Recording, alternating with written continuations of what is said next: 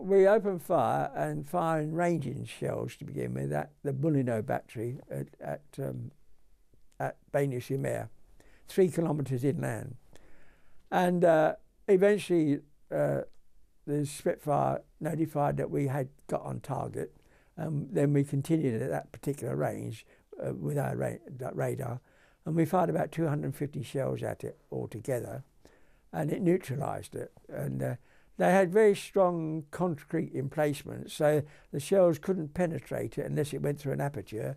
But the impact of exploding on it concussed the crews and that, and they couldn't operate. And of course, anyone out in the open got killed.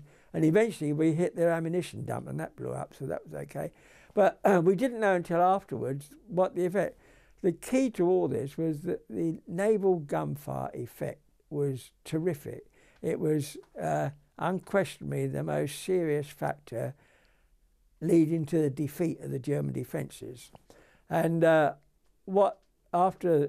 a couple of days, Rommel, whose tactic was to drive us back into the sea with the Panzer divisions, to drive the British back and the Canadians back to the sea, they couldn't advance under the naval fire because it was so heavy, intense.